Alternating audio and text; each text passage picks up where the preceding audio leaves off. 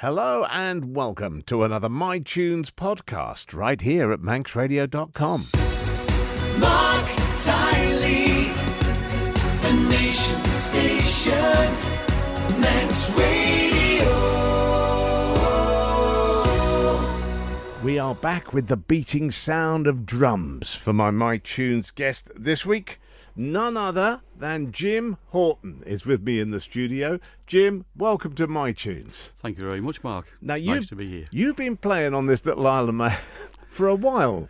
Quite a while.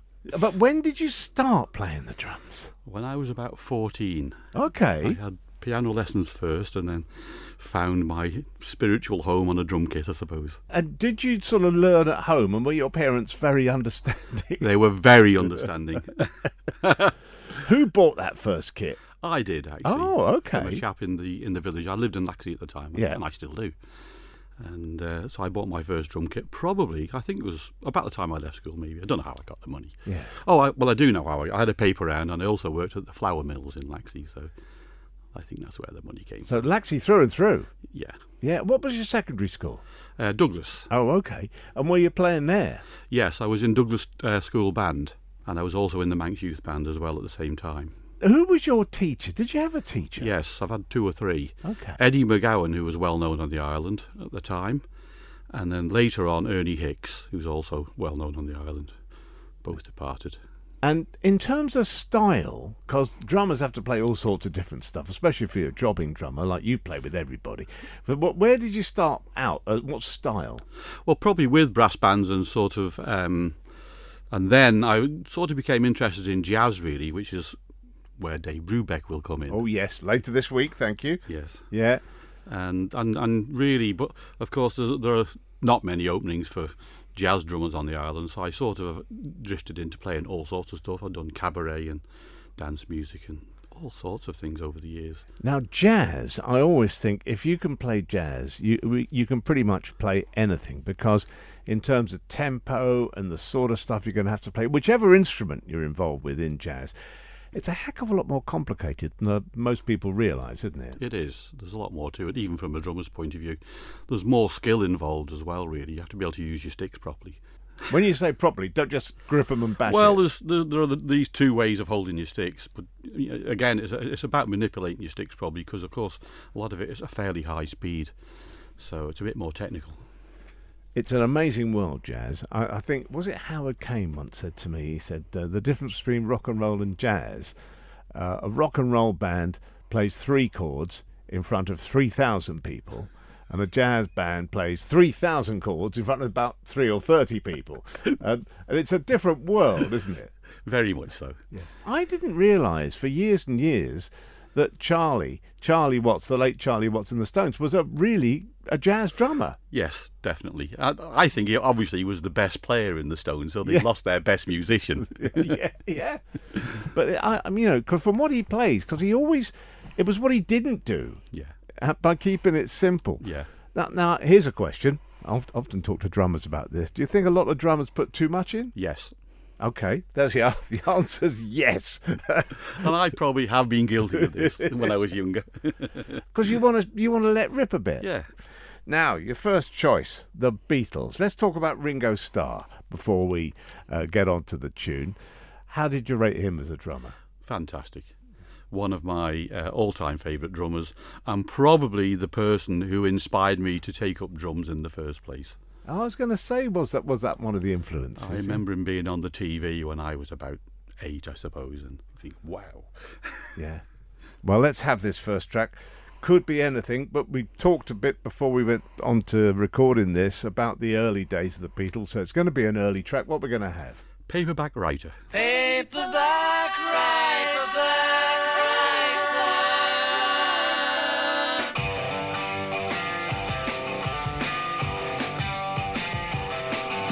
Sir, oh madam, will you read my book? It took me years to write. Will you take a look? It's based on a novel by a man named Lear, and I need a job, so I want to be a paperback writer. Paperback writer. It's a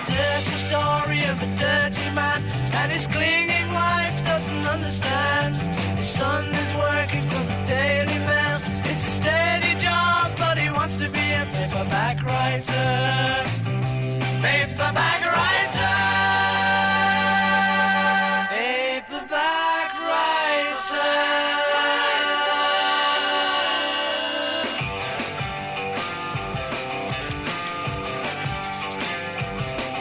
It's 1,000 pages, give or take a few.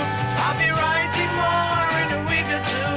I can make it longer if you like the style. I can change it round and I want to be a paperback writer. Paperback writer. If you really like it, you can have the rights. We could make $1 million for you overnight. If you must return it, you can send it here. But I need a break and I want to be a paperback writer. Paperback writer. Paperback writer.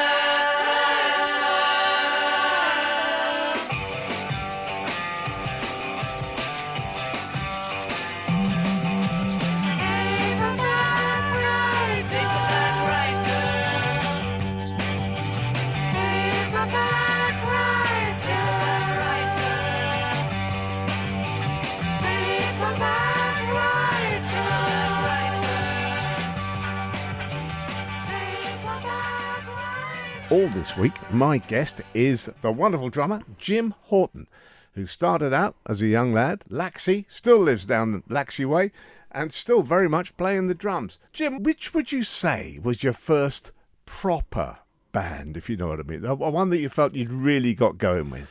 Well, after playing in the Manx Youth Band, I joined a band called Bootlegged in Port Erin. I was by far the youngest player, and I was really only there to fill in, but I learned a lot and I enjoyed it. It's probably the first band that anybody, well, certainly some people of my age in the south will have heard of them or may remember them. Yeah, and what did you play? Do you remember some of the set? Yes, Albatross was one of the things I remember them playing. Rory Gallagher, Laundromat. And So it was a real mix. It was a real mix. They were a good band. Yeah. I first met Jim at a blues festival. I've not been around long, when the blues festival was very much part of the Laxey calendar. Yes. And you were a huge part of that for years and years. Yes. John Barker and I did quite a lot in part of the organisation of it, particularly at the Queen's Hotel. And yes, we were involved for quite a few years until the police sort of decided they wanted to crack down on it all. And because of antisocial behaviour, I suppose. Yeah, it was a combination of things. But in its heyday, it was a massive fixture on Laxey's calendar, wasn't it? It was. And a huge load of people up the Glen. Yes. Yeah. Indoors and outdoors. Indoors and outdoors. There was even a tent for a couple of years on the railway station. So it grew and grew and grew. Yeah. And when it moved to Douglas, I guess it had to, because of as you say, things weren't going to happen in Laxey, but it changed dramatically. It did. It lost its essence, I think, really. It just became another jazz festival rather than a local jazz festival in Laxey. And it's hard to have a big wheel blues festival without the big wheel as a backdrop. Exactly. Which is what you had. So let's go on to some more recent playing. I mean, you're still in a variety of bands, aren't you? Yes. So name a few of the current ventures, Jim. Well, one of the current ventures, or the most recent, is the Arthur Cayley Band. Oh, aye. So we're playing Cayley music. So we thought we'd name it after Arthur Cayley, the Sulby Giant. So yeah, that's what we've been doing most recently. Wild, I would suggest. Oh, absolutely. Totally wild. And other outings? Yes, I'm still involved with the jazz club with Jerry Carter. Yep. And I've also been doing a bit of rehearsal with a couple of local GPs as well, Susanna and Helen, and Alan Presford. Oh, nice. Well, we'll look forward to hearing some of that before too long. We will now go to jazz, because you've chosen a bit of Dave Brubeck, and there's a story with this. Yes, I went to an audition at the Falcon Cliff to play in their cabaret lounge one Saturday afternoon, it might have been. There were a few other people there, and I went in. There was a drum kit there. I sat down, and they said, "Can you do take 5?" And I said, "Yeah." Count it in. 1, 2, 3, 1, 2. In we went, and that was, and I got the job. Nice work. Should we play it? Yes.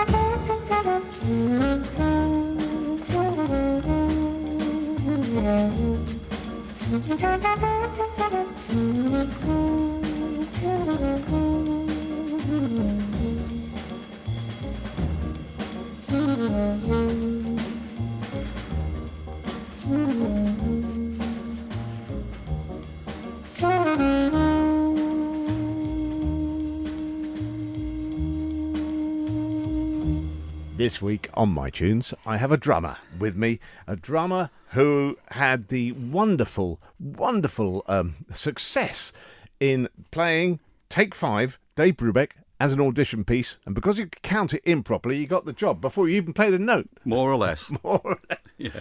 Now, looking around the world of drummers, and there's so many great names out there. You started off, as you say, inspired by Ringo Starr.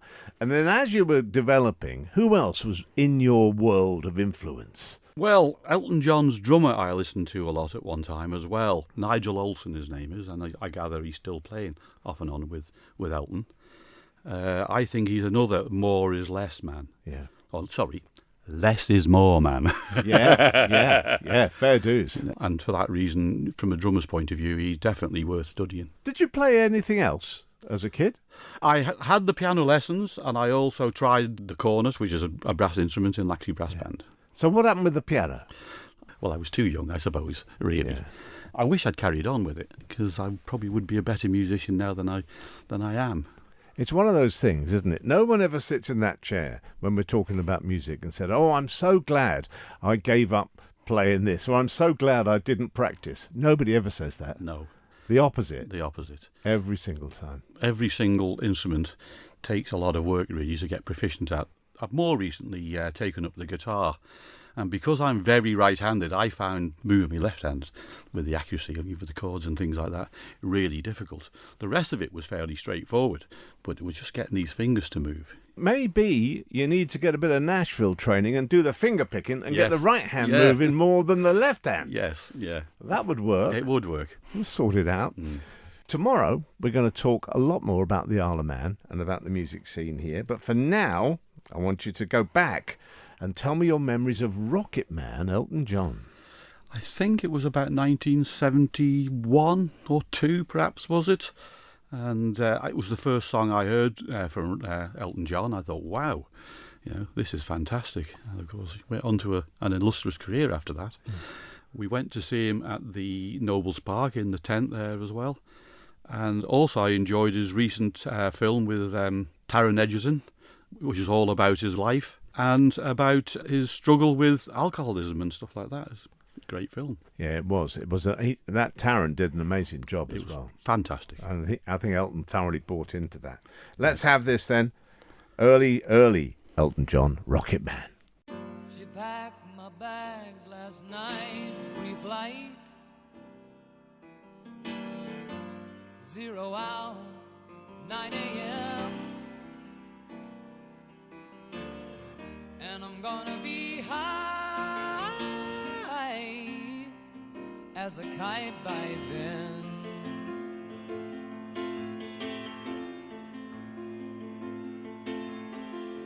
I miss the earth so much, I miss my wife. It's lonely out in space on such a timeless flight.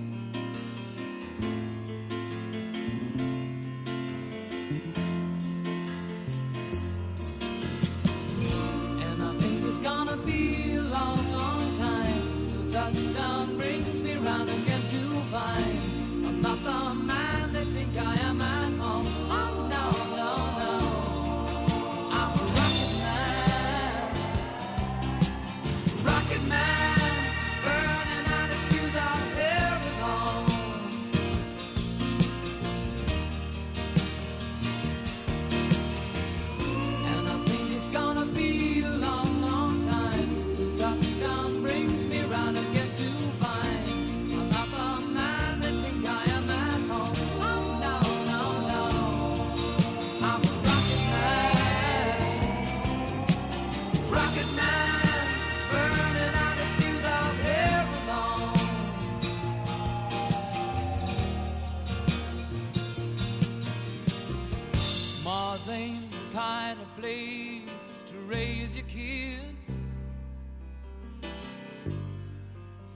fact is cold as hell, and there's no one there to raise them if you did.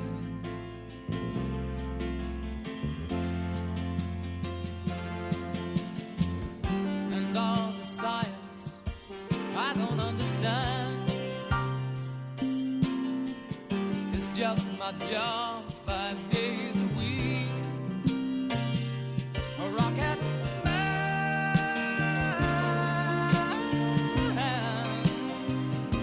a rocket man.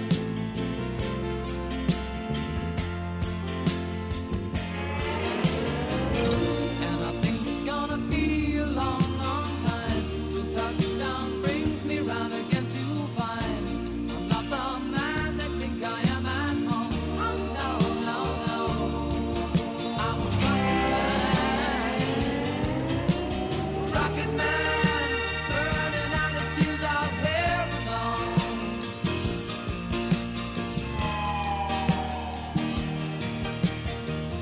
And I think it's gonna be a long, long time till touchdown brings me round again to find I'm not the man they think I am at home. Oh no, no, no, I'm a rocket man, burning out the fuse out here alone. And I think it's gonna be a long, long time. And I think it's gonna be a long, long time. And I think it's gonna be a long, long time. And I think it's gonna be a long, long time. And I think it's gonna be a long, long time. And I think it's gonna be a long, long time. And I think it's gonna be a long, long time. And I think it's gonna be.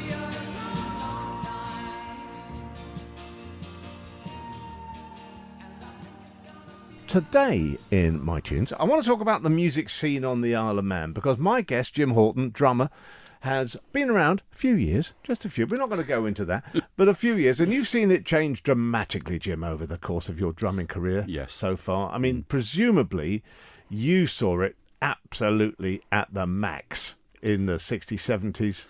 Yes, we used to have a lot of visitors here, as we called them in those days, and Douglas was absolutely thronged with tourists, and there was plenty of musical work around for local musicians, and it started around about the last week in May and finished about the middle of September. So we used to do seasons that were about 15 weeks long. That's incredible. Yeah.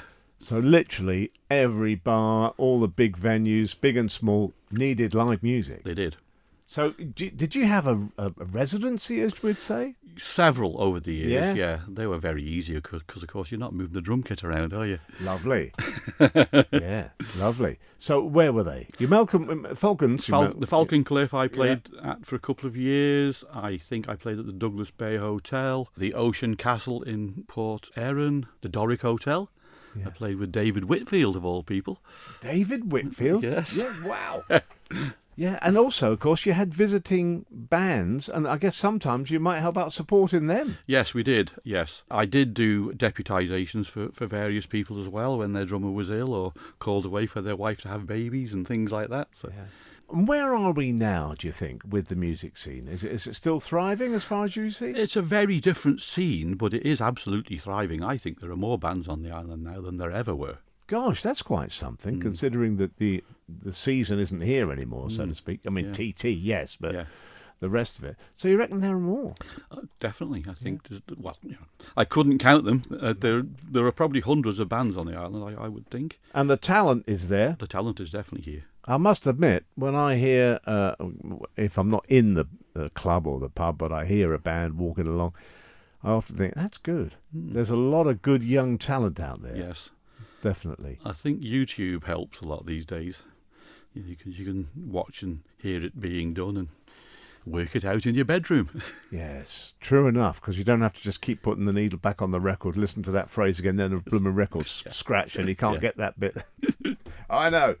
You've chosen for today a cheeky little number. Talk me into this, Jim.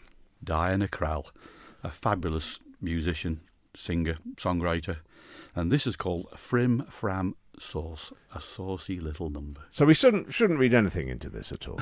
No. For the sake of the senses hovering outside. Well, one of the senses is the taste bud sense, really, because it is all about eating. Oh, okay, fair enough. Well, before we play it, can I just say, great week, but we're not done yet. There's a bonus track and more where this came from on the podcast, and that podcast will be going live on your whatever contraption you like, manxradio.com as well, of course, at 12:05. But for now, Jim, thank you. We'll get a bit saucy with your friend Diana.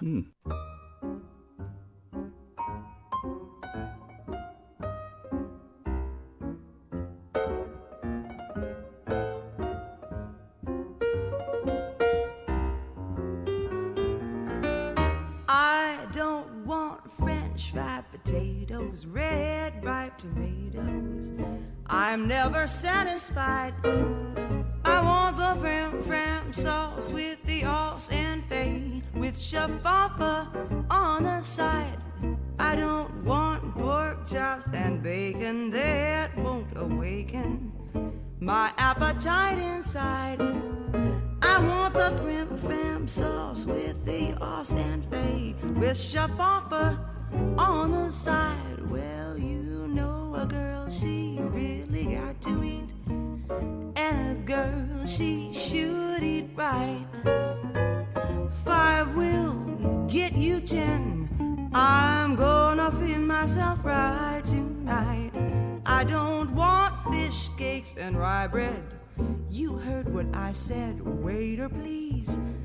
I want mine fried. I want the fram sauce with the awesome fade, with shaffa on the side. Shoot do do ya do do. Shabba do ya do, say you didn't do.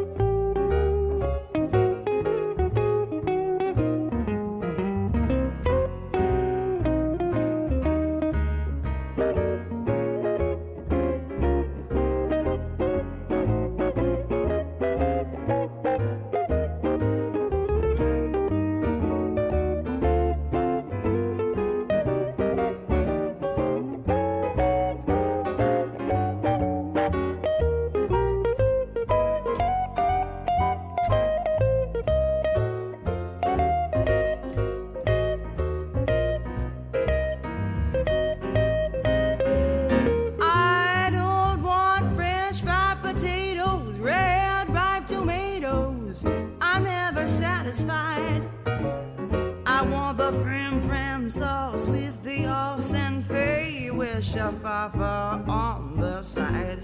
I don't want pork chops and bacon that won't awaken my appetite.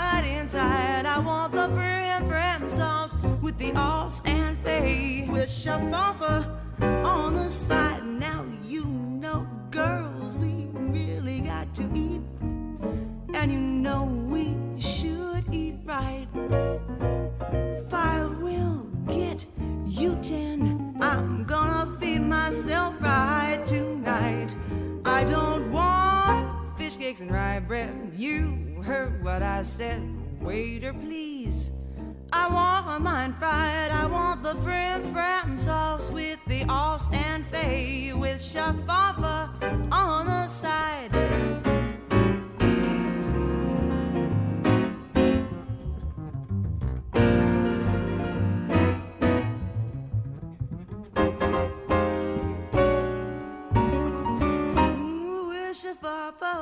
On the side. Frim-fram sauce. No idea what she's talking about there, Jim, but lovely. Thank you. Again, what an artist. Fantastic. And I think she's married to Elvis Costello as well. And I've got a feeling that Elvis's father may have played in Joe Loss's band. Correct me if I'm wrong, but I've got a feeling he did. So. I've only know one little thing about Elvis's dad. I think he was the man who was in the secret lemonade drinker advert for R. White's. Was he? I'm a secret lemonade drinker. I think that was Right. Elvis's dad. Now, I might be wrong. We both might. Doesn't matter. We're going to talk a bit now in this here podcast, because we've done the week, about Fleetwood Mac. Now, for me, I don't quite understand how this blues band, British blues band, became an international, global sensation, changed direction, changed members, but the essence of the band still ran true, or indeed runs true. Runs true. It's a fascinating thing when you think you go back to the beginnings of Fleetwood Mac and Peter Green and everything. Yes. Very much a blues band, weren't they? Very blues band. Peter Green was an all-out blues player, really, and it was a shame that he gave it all up. I think he had some health problems or something like that, and it was a very long time before he started playing again. And then he left the Fleet and the Mac bit, sort of doing nothing really. So they had the gumption to go to America and find some new musicians and go off in a completely different direction. It was a remarkable survival story. And when they had the sort of classic lineup with Christine McVie and Stevie Nicks, God rest her soul, Christine's no longer with us, but the balance of those voices and the songwriting, it just somehow, it wasn't as if they were anywhere near alike, but the balance of those two was incredible. Yeah, it was amazing. A completely new sound as well, I think, at the time. Yeah. Well, it's not for nothing. The Rumours album was one of the biggest albums ever. Yeah. And I remember hearing it for the first time, and I don't know about you, when you first heard it, it wasn't a Duff track on it. No. It just went on. It was like another Sgt. Pepper's. Everything was brilliant. It just carried on going. It's one of those albums that has endured, really, and it becomes a classic album then in that case, I think. Are you, because I know I am, I've got my tickets, are you going to go and see the Rumours of Fleetwood Mac when they come to town? No, I haven't even heard about it, so I will look into this. Well, I don't work for them, but for me, they're the best Fleetwood Mac cover band anywhere in the world. They tour the world, and when you sit down or stand up and they come on in the Villa, they've been here many years, many times, the first person you see is Mick Fleetwood, who's on a video and says, "We're sorry, I'm sorry, we can't be here tonight, but these guys are the next best thing. Please enjoy them. They're wonderful." So they're endorsed by Mick Fleetwood. Right, well, so Rumours of Fleetwood Mac, I put it out there. And they cover all the genres as well, because they've got the two girl singers who cover the basses, and they go right back to some of the bluesy stuff as well. So I'll see you there, yeah? Come on. Yes, I'll be there. Oh, they might be sold out, I hope not. Yeah. Right. So and endorsed by another drummer. Exactly. So we're going to have a bit of Fleetwood Mac, Jim. What we're going to have? Oh, well. Okay. Well, there's part one and part two. Should we play them both? Why not? back to back. Let's have the whole thing. Jim, it's been a lovely week, and thank you so much for coming in. Thank you very much for inviting me. And here's to next projects, whatever they are, whether you're doing Dancing Around Like a Wild Thing, whatever's happening. Yeah. Cheers.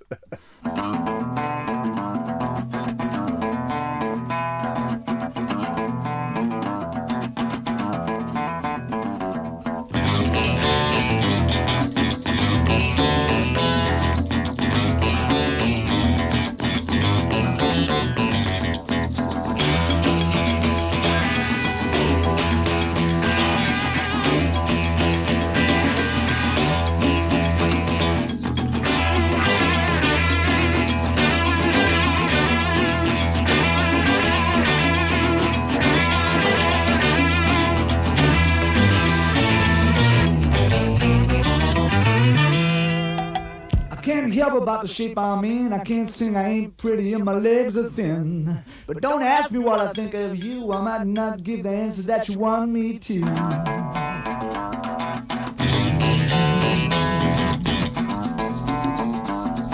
Oh, well.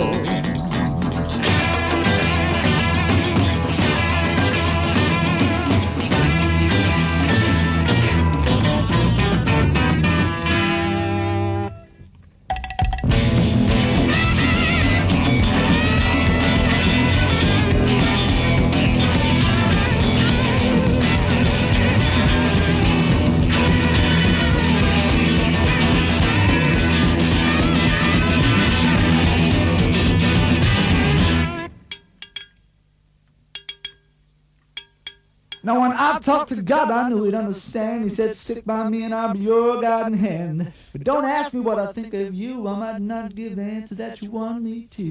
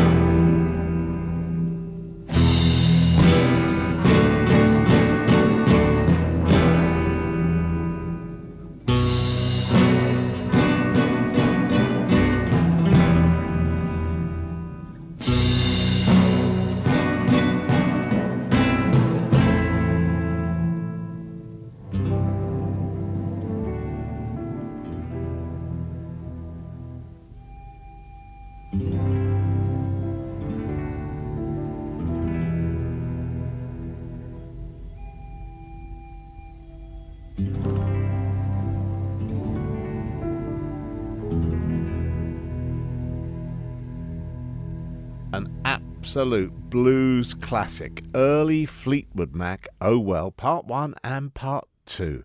Thank you for dropping by for the MiTunes podcast with me, Marc Tyley, and my wonderful guest, drummer Jim Houghton. And be sure to keep swinging by here again for more podcasts from Manx Radio's team. They're coming up every day. And join me when you can. You might enjoy some of it, honestly, for the morning show, 9:30 to 12, Monday to Friday on Manx Radio.